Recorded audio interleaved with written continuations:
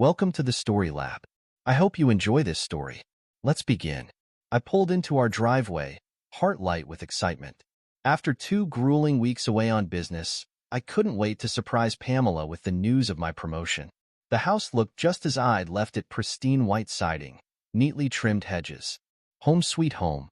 Grabbing my suitcase from the trunk, I made my way to the front door as quietly as possible. My key turned smoothly in the lock. I stepped inside, immediately enveloped by the familiar scent of lavender, Pamela's favorite. "Honey, I'm home early," I called out, setting down my luggage. No response. Strange. Her car was in the driveway. I climbed the stairs, my footsteps muffled by the plush carpet. As I neared our bedroom, I heard muffled voices and laughter. My brow furrowed. Who could be up there with her? I reached for the doorknob, then froze as I caught a snippet of conversation. "Oh, Kevin, you're terrible." Pamela's voice, breathless with laughter. What if Christian found out? My blood ran cold. Kevin? My own brother? "Please, like that idiot would ever catch on," came Kevin's dismissive reply. "He's too busy chasing that promotion to notice what's happening right under his nose." I stood there, paralyzed, as their conversation continued. "You're right," Pamela agreed. "God, it's almost too easy. The way he looks at me with those puppy dog eyes, it's pathetic." "Well, you've always been a good actress, sis," Kevin chuckled. "Remember how you cried when he proposed? Oscar-worthy performance." Their laughter pierced me like shards of glass. My mind reeled, trying to process the betrayal unfolding before me. How long had this been going on? How could they do this to me? I wanted to burst in, to confront them, to demand answers. But something held me back. A cold, hard resolve began to form in the pit of my stomach. No, I wouldn't give them the satisfaction. Silently, I retreated down the stairs. In a daze, I grabbed my suitcase and a few personal items. My hand hesitated over a framed photo of Pamela, Kevin, and me at last year's Christmas party. With a surge of disgust, I left it behind. As I drove away, my knuckles white on the steering wheel, I made a vow. They thought I was an idiot? Fine. I'd show them just how wrong they were. They'd rue the day they underestimated Christian Adams. I checked into a cheap motel on the outskirts of town, my mind churning with plans. First things first, I needed a new identity. Christian Adams was dead to me now. I spent the night hunched over my laptop, transferring funds, closing accounts, erasing my digital footprint. By dawn, I had the bare bones of a new life laid out before me. As the first rays of sunlight crept through the window, I allowed myself a smile. Pamela and Kevin thought they'd pulled one over on me, but their laughter would soon turn to ashes in their mouths. I'd make sure of it. 7 years. It's amazing how much can change in 7 years. I gazed out over the San Francisco skyline from my penthouse office, a glass of 30-year-old scotch in hand. Below me, the city pulsed with energy, oblivious to the plans taking shape in my mind. A knock at the door interrupted my reverie. "Come in," I called, not turning from the window. My assistant, Sarah, entered quietly. "Mr. Blackwood? The reports you requested are ready." I nodded, finally facing her. "Thank you, Sarah. Leave them on my desk." As she placed the folders down, her eyes flickered to the bottle of scotch. "Will there be anything else, sir?" "No, that'll be all." I dismissed her with a wave of my hand. Once alone, I settled behind my imposing mahogany desk and opened the first folder. A smirk played at my lips as I scanned the contents. Pamela and Kevin's lives had taken quite the downer since my disappearance.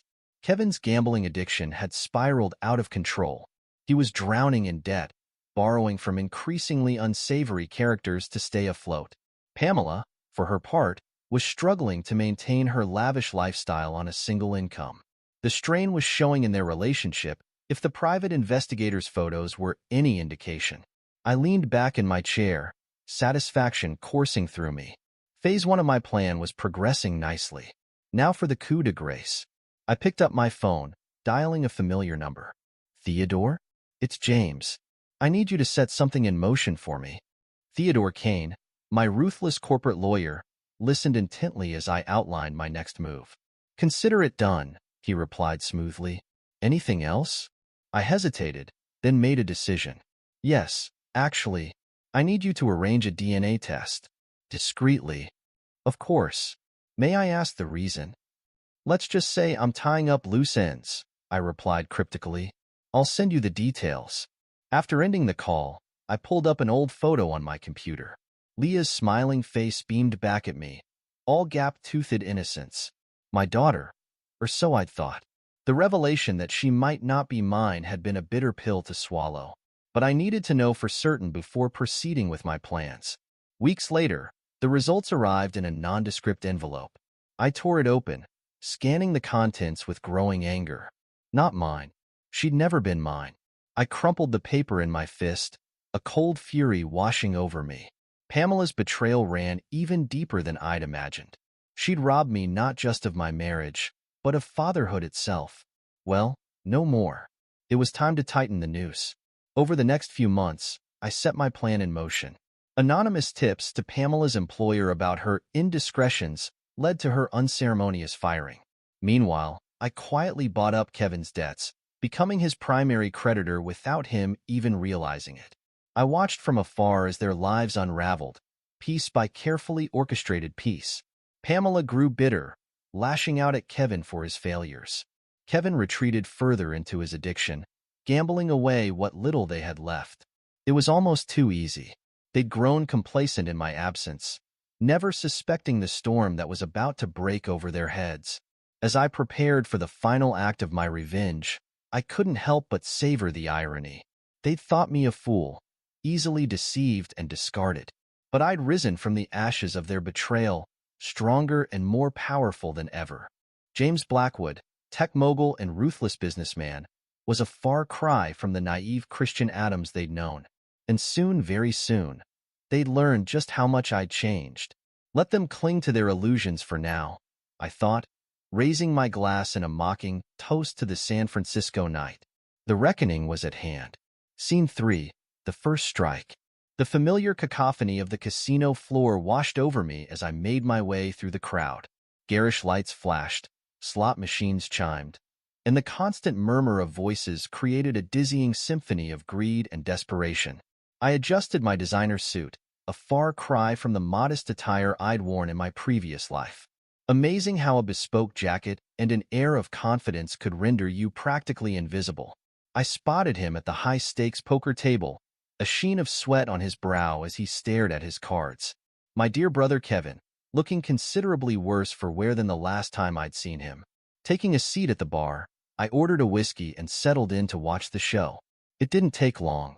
All in, Kevin announced, his voice carrying a hint of desperation. The other players exchanged glances, clearly sensing blood in the water. I sipped my drink, hiding a smirk behind the glass. Oh, Kevin. Still so predictable. The hand played out exactly as I'd anticipated. Kevin's bluff was called, and I watched as the color drained from his face. He'd just lost everything. As he stumbled away from the table, I made my move. Rough night? I asked, falling into step beside him.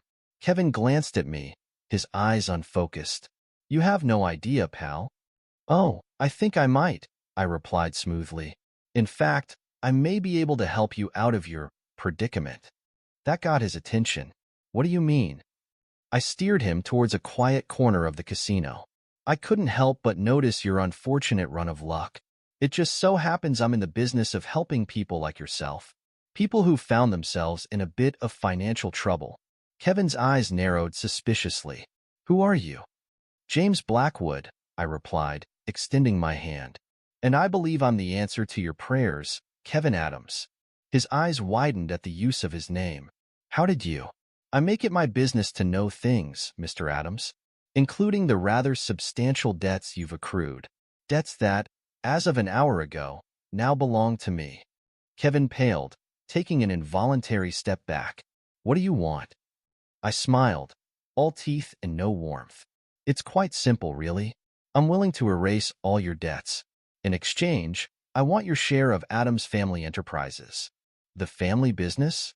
Kevin sputtered. But that's... I can't just... You can, and you will. I cut him off coldly. Unless you'd prefer I call in those debts immediately. I'm sure your charming wife Pamela would be thrilled to learn just how deep a hole you've dug for yourself. Kevin's shoulders slumped in defeat. I don't have a choice, do I? There's always a choice, Kevin, I replied, my voice dripping with false sympathy. This one just happens to be particularly easy. Sign over your shares, and all your problems disappear. Well, the financial ones, at least. As Kevin scrawled his signature on the documents I produced, I allowed myself a moment of triumph. Phase 1, complete. Across town, Pamela was facing her own reckoning. I'd made sure of that. You can't do this, she shrieked, facing down her now ex-boss. I've given years to this company. I'm sorry, Pamela, but we can't ignore the evidence, the man replied wearily. The board has made its decision. Your indiscretions have brought too much negative attention to the firm. We have no choice but to terminate your employment, effective immediately. I watched the scene unfold through the hidden camera I'd had installed in the office. Pamela's face contorted with rage and disbelief as she was escorted from the building. A box of her belongings clutched to her chest.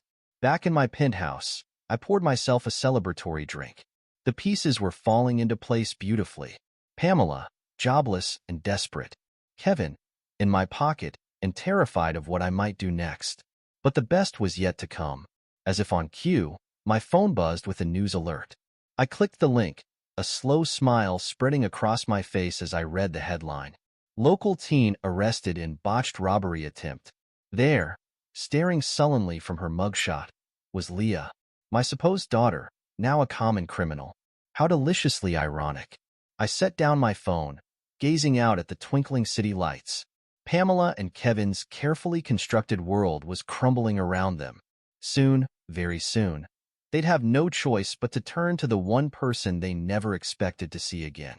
Let them stew in their misery for now, I thought. The real fun was just beginning. I stood at the floor-to-ceiling windows of my penthouse, gazing out at the city skyline. The sun was setting, painting the sky in hues of orange and pink. It was almost beautiful enough to distract me from the storm brewing inside. Almost. My phone buzzed. A text from my security team. She's here. I took a deep breath, steeling myself for what was to come. This was the moment I'd been waiting for, planning for, these past 7 years. I wouldn't let sentiment cloud my judgment now. The elevator dinged, and I heard the click of heels on marble. I didn't turn around. Christian? Her voice was hesitant, uncertain. Good. Hello, Pamela, I said coolly, finally facing her. It's been a while. She gasped, taking in my appearance. I knew what she saw. Success, power, wealth, everything she'd thrown away. My God, Christian, she breathed. You look different. I raised an eyebrow. Did you expect me to be wallowing in misery all these years? She flinched at my tone. No, I just... She trailed off, seeming to remember why she was here. Christian, I need your help. It's Leah. She's in trouble. I gestured to the leather couch. Sit. Tell me what's happened. As Pamela sank onto the couch, I noticed the lines of worry etched on her face, the slight tremor in her hands. She looked desperate. Perfect. Leah's been arrested, she blurted out. Some stupid robbery gone wrong. I don't know what she was thinking. And Kevin, he's no help at all. We can't afford bail, let alone a decent lawyer. Please, Christian. I know I have no right to ask, but she's your daughter too. I let the silence stretch, watching her squirm. Finally, I spoke. Is she? Pamela blinked, confused. What? Is she my daughter, Pamela? I reached into my desk drawer, pulling out a manila envelope. Because these DNA results say otherwise. The color drained from her face. How did you? I tossed the envelope at her feet. Did you really think I wouldn't find out? That I'd just keep playing the fool while you and Kevin laughed behind my back? Christian, I can explain, Dash. Save it. I cut her off. I heard enough that night. Remember? Oh, Kevin, you're terrible. What if Christian found out? I mimicked her voice cruelly. Like that idiot would ever catch on. Pamela's eyes widened in horror. You were there? You heard. Every word. I confirmed. Every lie, every mockery. Did you enjoy it, Pamela? Playing me for a fool all those years? She shook her head, tears welling up. It wasn't like that, Christian. I loved you. I swear I did. I laughed, a harsh, bitter sound. Loved me so much you fucked my brother behind my back? Passed off his child as mine? I'm sorry, she whispered. God, Christian, I'm so sorry.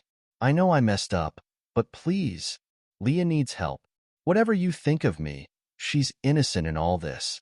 I walked to the bar, pouring myself a drink. I needed it for what came next. Leah's not my problem, Pamela. Neither are you. What do you mean? I turned back to her, my gaze cold. I mean, I owe you nothing. Not a cent, not a moment of my time. The Christian you knew, the one you could manipulate and use, he's gone. I burned him away the night I left, along with every shred of feeling I had for you. Pamela stood, desperation evident in every line of her body. Please, Christian, I'm begging you. If not for me, then for Leah. She doesn't deserve to suffer for my mistakes. And I didn't deserve to be betrayed by the two people I trusted most. I shot back. Life's not fair, is it? She took a step towards me, reaching out. I recoiled. Don't touch me. What happened to you? She whispered. The Christian I knew would never be this cruel. I smiled, all teeth and no warmth. He grew up, learned the hard way that kindness is a weakness people like you exploit. Now, if that's all, I believe we're done here. Pamela's face crumpled. So that's it? 7 years of marriage, and you can just turn it off like that? You made it remarkably easy, I replied. Now, unless you'd like me to call security, I suggest you leave. And Pamela? Don't come back. There's nothing for you here. I watched impassively as she stumbled to the elevator, sobs racking her body. As the doors closed on her tear-stained face, I felt nothing. No satisfaction, no guilt, just a cold, hard resolve to see this through to the end. I pulled out my phone, dialing a familiar number. Theodore? It's done. She took the bait.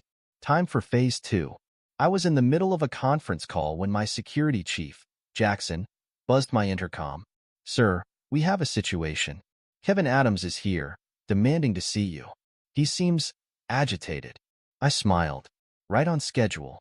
Let him stew in the lobby for 10 minutes, then send him up. Understood, sir.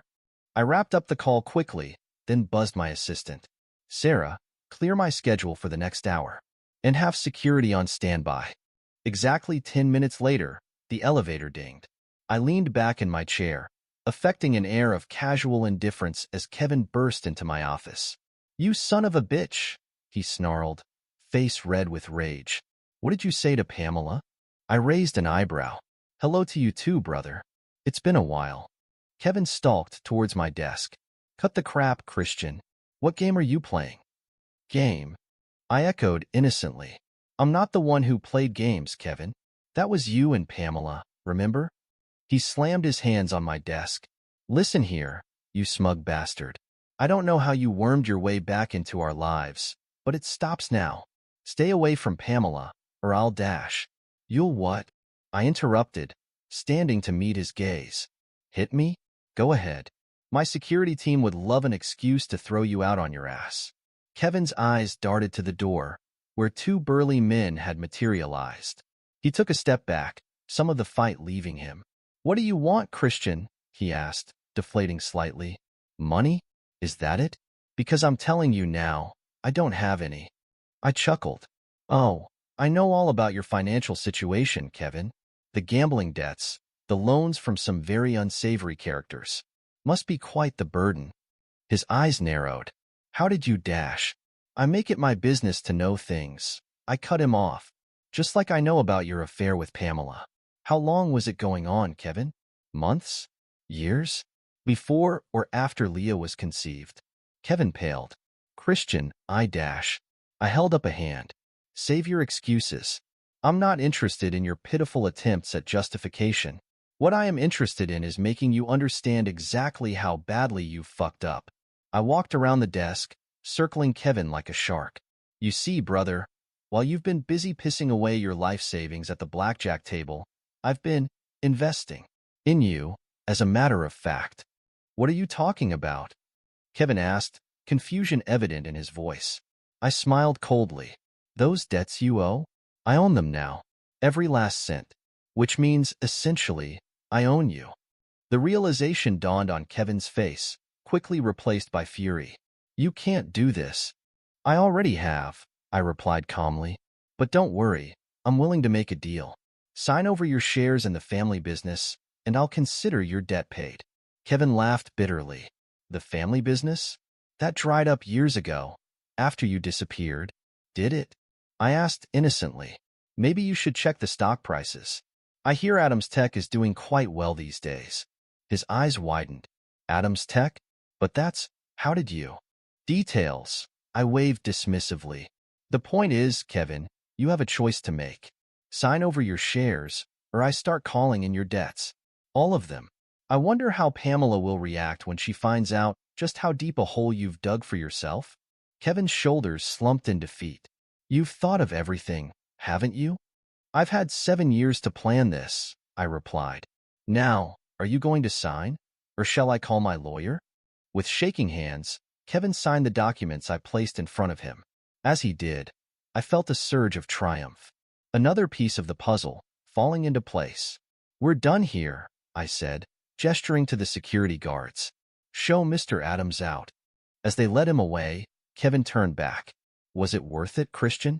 Destroying your family for revenge? I met his gaze steadily. You and Pamela destroyed this family long before I ever lifted a finger. I'm just making sure you pay the price for it. The elevator doors closed on Kevin's defeated face, and I allowed myself a small smile. 2 down, 1 to go. I was reviewing contracts in my home office when Sarah buzzed me. Sir, Pamela Adams is here to see you. She doesn't have an appointment, but she's insistent. I sighed, pinching the bridge of my nose. Send her up. Moments later, Pamela burst into my office. She looked different. Desperate, yes, but there was something else. A glint in her eye that I recognized all too well. Christian, she breathed, her voice low and sultry. We need to talk. I leaned back in my chair, eyeing her warily. I believe we said everything we needed to say last time, Pamela. She shook her head, moving closer. No, we didn't. I've been thinking, Christian, about us, about the past. I made a mistake. A terrible, unforgivable mistake. Several, actually, I corrected coldly. Pamela flinched but pressed on. I know, and I'm sorry. So sorry. She perched on the edge of my desk, her skirt riding up. But it doesn't have to be like this. We could start over. Give us another chance. I raised an eyebrow. Us? There is no us, Pamela. There hasn't been for 7 years. She leaned in, her perfume wafting over me. It was different from what she used to wear. Cheaper. There could be, she whispered. I know you still feel something for me, Christian. How could you not, after everything we shared? I stood abruptly, putting distance between us. The only thing I feel for you is contempt. Pamela's seductive mask slipped, revealing the desperation beneath. Please, Christian, I'll do anything. Anything you want. Just help me. Help Leah. I laughed, the sound harsh and bitter. Anything I want? Tell me, Pamela. Is that what you told Kevin? Is that how you justified betraying me? She recoiled as if slapped. It wasn't like that. No? I challenged. Then tell me, what was it like? Fucking my brother behind my back for years? Passing off his child as mine? Laughing at how naive and trusting I was. Pamela's eyes filled with tears. I made a mistake. People make mistakes, Christian. You're not perfect either. The difference, I said coldly, is that my mistakes didn't destroy a family. She stood, anger replacing the seductive act. And what do you call this? What you're doing now?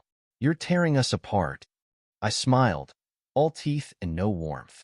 No, Pamela. I'm just finishing what you and Kevin started. Did you really think you could play me for a fool and get away with it? Realization dawned on her face. It was you, she whispered. My job, Kevin's debts, it was all you. I clapped slowly, mockingly. Bravo. You finally figured it out. Yes, it was me. Every setback, Every misfortune? I orchestrated all of it. Pamela stumbled back, horror etched on her features. Why? Why go to all this trouble? Because you took everything from me, I snarled, finally letting my anger show. My trust, my love, my family. You made me believe in a life that was nothing but lies. So I decided to return the favor. She shook her head, tears streaming down her face. Christian, please. We can fix this. We can start over, be a family again. I laughed humorlessly. A family? We were never a family, Pamela. Just a convenient lie you told yourself to justify your betrayal. What about Leah? She pleaded. She needs you, Christian. She's still your daughter, regardless of biology. I walked to the window, gazing out at the city below. Leah stopped being my concern the moment I learned the truth. She's your problem now, Pamela. Yours and Kevin's. You're a monster, Pamela whispered. I turned back to her, my gaze cold. No, I'm just a man who learned the hard way that love is a weakness. You taught me that lesson, Pamela. You should be proud. She stumbled towards the door, her composure completely shattered. This isn't over, Christian. You can't just erase 7 years of marriage, of family. Watch me, I replied calmly. Goodbye, Pamela. Don't come back. As the elevator doors closed on her tear-stained face, I felt a weight lift from my shoulders. It was done. The last piece of my old life, finally excised. I pulled out my phone, dialing a familiar number. Theodore? It's time. Make sure Leah gets bailed out. Anonymously, of course. Understood, Theodore replied. Are you positive about this, Christian? What changed your mind? Why are you helping Pamela? I smiled. Yes. I want them to raise that troubled kid and face more consequences from her. It will be fun to watch them raise the kid while struggling to make ends meet. As I hung up, I gazed out at the city once more. 7 years of planning, of building myself up from nothing, all leading to this moment. Pamela and Kevin thought they'd broken me, destroyed me. Instead, they'd forged me into something stronger, harder. Let them struggle, I thought. Let them feel a fraction of the pain they'd inflicted on me. It was time they learned the true cost of betrayal. And me? I had an empire to run and a future to build, one free from the shadows of the past. I sat in my office, reviewing the latest quarterly reports when my intercom buzzed. Mr. Blackwood, Theodore Kane is here to see you, my assistant announced. Send him in, I replied, setting aside the papers. Theodore entered, his usual composed demeanor slightly ruffled. He held a thick manila envelope in his hands. Christian, he greeted me, taking a seat across from my desk. We have a situation. I raised an eyebrow. Oh. He slid the envelope across to me. Pamela's filed for divorce. She's demanding half of your assets and alimony. I couldn't help but chuckle as I opened the envelope and skimmed its contents. Well. It seems our dear Pamela has found some fight left in her after all. Theodore leaned forward, his expression serious. This is no laughing matter, Christian. She's claiming you abandoned her and Leah, leaving them in financial ruin. If the court believes her they won't. I cut him off, my amusement fading. You and I both know that, Theodore. We've been preparing for this possibility for years. He nodded, some of the tension leaving his shoulders. True. But we shouldn't underestimate her. Desperate people can be unpredictable. I stood, walking to the window that overlooked the city. Pamela's desperation is exactly what we're counting on.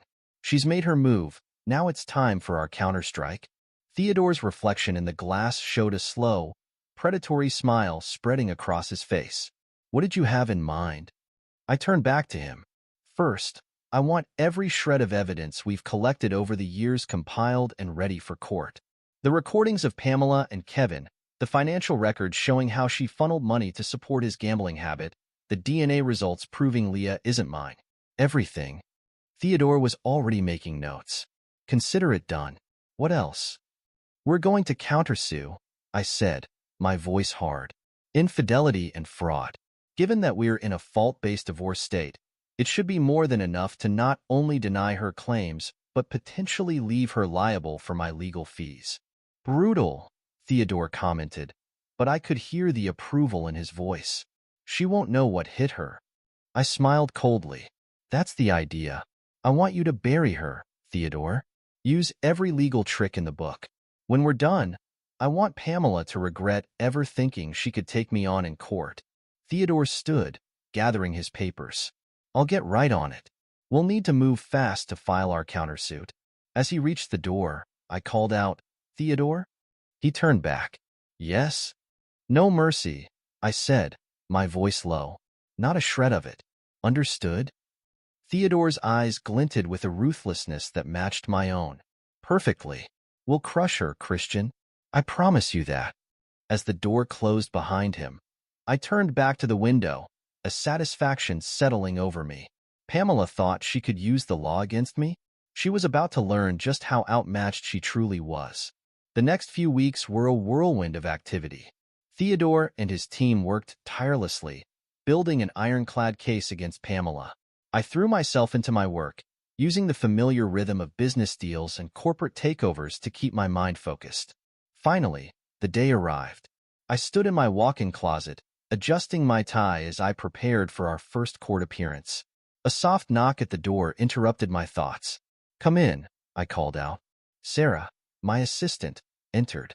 Car's ready, Mr. Blackwood. Mr. Kane called to say he'll meet us at the courthouse. I nodded, giving myself one last look in the mirror. The man who stared back at me bore little resemblance to the naive fool Pamela had betrayed all those years ago. Good. Let's go, I said, striding past Sarah. It's time to finish this. As we drove through the city, I found myself thinking back to the night I'd left, to the pain and betrayal that had driven me to this point. For a moment, I almost felt a twinge of something. Regret? Sadness? But I quickly squashed it. There was no room for weakness now, not when I was so close to my final victory. The courthouse loomed before us, a grand stone edifice that would serve as the stage for the final act of my revenge. As I climbed the steps, flanked by Sarah and my security team, I caught sight of a familiar figure waiting by the entrance. Pamela. Our eyes met, and for a moment, I saw a flicker of the woman I'd once loved. But then her gaze hardened, and I was reminded of why we were here, of what she'd done. Christian, she said as I approached, her voice carefully neutral. Pamela, I replied coolly. I'd say it's good to see you, but we both know that would be a lie. She flinched slightly but rallied. It doesn't have to be this way. We could still settle this out of court. I laughed, the sound harsh and mirthless. Now you want to negotiate? I'm afraid that ship has sailed, Pamela. You made your choice when you decided to play hardball. Now you get to live with the consequences. Before she could respond, Theodore appeared at my side. Christian, we're ready. The judge is waiting. I nodded, then turned back to Pamela. See you inside. I do hope you're prepared for what's coming. As we walked away, I heard her whisper, barely audible. What happened to you, Christian? I didn't bother to answer. She'd find out soon enough. The courtroom was a battlefield, and I was a general surveying the terrain. Pamela and her lawyers sat on one side, looking tense and slightly overwhelmed. Theodore and I occupied the other, cool and composed. The judge, a stern-looking woman in her 60s, called the court to order. We're here today for the divorce proceedings of Pamela Adams versus Christian Blackwood, formerly known as Christian Adams. Mrs. Adams, your lawyer may present your case. Pamela's lawyer, a nervous-looking man in an ill-fitting suit, stood. Your Honor, my client seeks a fair division of assets and alimony payments from Mr. Blackwood. She asserts that Mr. Blackwood abandoned her and their daughter, Leah, 7 years ago, leaving them in financial ruin while he built a new life and amassed considerable wealth. I watched impassively as the lawyer continued, spinning a tale of hardship and struggle that bore little resemblance to reality. Pamela, for her part, played the role of the wronged wife to perfection, her eyes glistening with unshed tears as she recounted the hardships she'd faced. Mr. Blackwood disappeared without a word, Pamela testified, her voice trembling. One day he was there, and the next gone. No explanation, no support, nothing. Leah and I were left to fend for ourselves while he built an empire? I supplied coolly when she faltered. The judge's gavel came down hard. Mr. Blackwood, You will refrain from interrupting the witness. I nodded, not even trying to look contrite. My apologies, Your Honor. Pamela's lawyer wrapped up their case, painting me as a cold-hearted abandoner who had left his family in the lurch while pursuing wealth and success. It was all I could do not to laugh at the irony. Finally, it was our turn. Theodore stood, his presence commanding the room's attention. Your Honor, we not only refute Mrs. Adams' claims, but are prepared to present evidence that will show her lawsuit to be nothing more than a desperate attempt at extortion. The judge leaned forward, intrigued. Proceed, Mr. Kane. What followed was a masterclass in legal evisceration. Theodore methodically dismantled every aspect of Pamela's case, his words as precise and devastating as surgical strikes.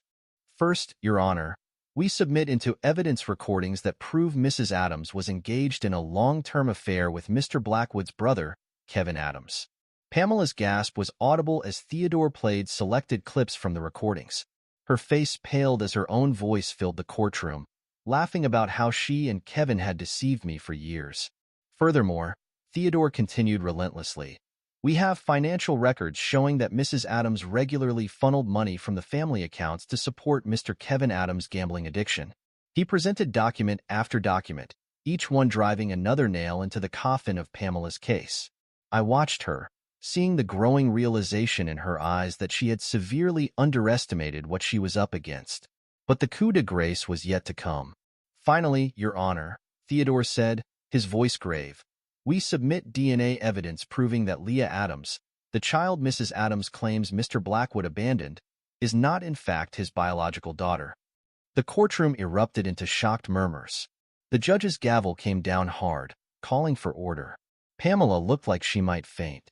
Your Honor, Theodore concluded, in light of this evidence, we move to not only dismiss Mrs. Adams' claims, but to countersue for divorce on the grounds of infidelity and fraud. We are in a fault-based divorce state, and the evidence clearly shows that Mrs. Adams is the party at fault. The judge, visibly shaken by the revelations, turned to Pamela's lawyer. Counselor, do you have any response to these allegations? The man fumbled, clearly out of his depth. Your Honor, we had no knowledge of, that is to say. What my esteemed colleague is trying to articulate, Theodore interrupted smoothly, is that they have no defense against the truth. Mr. Blackwood didn't abandon his family, Your Honor. He fled a sham of a marriage after discovering his wife's infidelity and fraud. I finally spoke up, my voice cold and clear in the stunned silence of the courtroom. I left because I overheard my wife and brother laughing about how they had deceived me for years. I took nothing but what was rightfully mine and started over. Everything I've built since then, I've done on my own. Pamela has no claim to it. The judge's eyes met mine, and I saw a flicker of understanding there. She turned to Pamela, who sat shell-shocked in her seat. Mrs. Adams, do you have anything to say in your defense? Pamela stood on shaky legs, her carefully crafted facade crumbling. I didn't mean for. Christian, please, you have to understand. I understand perfectly. I cut her off, my voice devoid of emotion. I understand that you betrayed me in the worst possible way, and now you're trying to profit from it. Well, not anymore. The judge called for a recess to review the new evidence. As we filed out of the courtroom, I caught Pamela's eye. The look of utter defeat on her face was all the vindication I needed. The tension in the courtroom was palpable as we all took our seats, waiting for the judge to return. Pamela looked like a woman on the verge of collapse, her earlier confidence replaced by a bone-deep weariness. Her lawyer kept shooting nervous glances our way, no doubt realizing just how outmatched he was. Theodore, for his part, was the picture of calm assurance. He leaned over to me, speaking in a low voice. It's in the bag, Christian. There's no way the judge can rule in her favor after what we've presented. I nodded, allowing myself a small smile. Good. It's time Pamela learned that actions have consequences. The bailiff's voice rang out. All rise. Court is now in session, the Honorable Judge Evelyn Hartley presiding. We stood as the judge entered, her face impassive as she took her seat. Be seated, she instructed, her eyes sweeping over the courtroom. After reviewing the evidence presented, Judge Hartley began, her voice stern, I'm prepared to render my verdict. Mrs. Adams, please stand. Pamela rose on shaky legs, her face a mask of dread. Mrs. Adams, your petition for divorce, alimony, and division of assets is denied, the judge stated firmly. Furthermore, I'm granting Mr. Blackwood's countersuit for divorce on the grounds of infidelity and fraud. A small, choked sound escaped Pamela's throat. Her lawyer placed a steadying hand on her arm. The judge continued, her tone leaving no room for argument. Given the overwhelming evidence of Mrs. Adams' infidelity and financial misconduct, she is not entitled to any of Mr. Blackwood's assets. The prenuptial agreement signed by both parties, which explicitly protected Mr. Blackwood's wealth in case of infidelity, will be upheld. I watched as the last vestiges of hope drained from Pamela's face. This was what I had worked towards for 7 long years: victory, pure and absolute. Additionally, the judge added, Mrs. Adams will be responsible for paying Mr. Blackwood's legal fees in full. This court finds her claims to be without merit and bordering on malicious prosecution. Theodore's hand came down on my shoulder in a congratulatory squeeze. I allowed myself a nod of acknowledgement, my eyes never leaving Pamela's crumbling form. This court is adjourned, Judge Hartley declared, bringing down her gavel with a final, resounding thud. The courtroom erupted into a flurry of activity. Reporters rushed out to break the news, lawyers gathered their papers, and a dazed Pamela was led away by her ineffectual counsel. I stood, buttoning my jacket as Theodore gathered our things. Excellent work, Theodore, I said, my voice low. I couldn't have asked for a better outcome. He grinned, a rare show of emotion from the usually stoic lawyer. It was my pleasure, Christian. Some cases are just deeply satisfying to win. As we made our way out of the courtroom, I spotted Pamela standing alone in the hallway. Our eyes met, and for a moment, I saw a flicker of the woman I'd once loved. But it was quickly extinguished by the reality of what she'd done, of who she truly was. She approached me, her steps hesitant. Christian, please, she began, her voice barely above a whisper. I know I've made terrible mistakes, but I have nothing left. No money, no home. Please, if there's any part of you that remembers what we once had, what we had was a lie. I cut her off coldly. Every moment, every memory tainted by your betrayal. You made your bed, Pamela. Now lie in it. Her face crumpled, tears finally spilling over. What am I supposed to do now? I looked at her, this woman who had once been the center of my world, and felt nothing. No pity, no remorse, just a cold, hard certainty that justice had finally been served. That's not my problem, I replied, my voice devoid of emotion. Goodbye, Pamela. I sincerely hope our paths never cross again. With that, I turned and walked away, Theodore falling into step beside me. As we pushed through the courthouse doors into the bright sunlight, I felt a weight lift from my shoulders. It was done. Finally, irrevocably done. What now? Theodore asked as we descended the steps. I took a deep breath, savoring the moment. Now? Now we get back to work. I have an empire to run, after all. As we climbed into the waiting car, I spared one last glance at the courthouse. Pamela stood at the top of the steps, a solitary figure against the grand facade. For a split second, I almost felt, but no. She had made her choices, and now she would live with the consequences. The car pulled away, leaving the courthouse and the last remnants of my old life behind. Ahead lay the future I had built for myself, brick by painstaking brick, a future forged in the fires of betrayal and tempered by an unyielding desire for justice. Let Pamela and Kevin struggle, I thought. Let them know a fraction of the pain they had inflicted on me. This is where our story comes to an end. Share your thoughts in the comments section. Thanks for your precious time. If you enjoyed this story, then please make sure you subscribe to this channel. That would help me a lot. Click on the video you see on the screen, and I will see you there.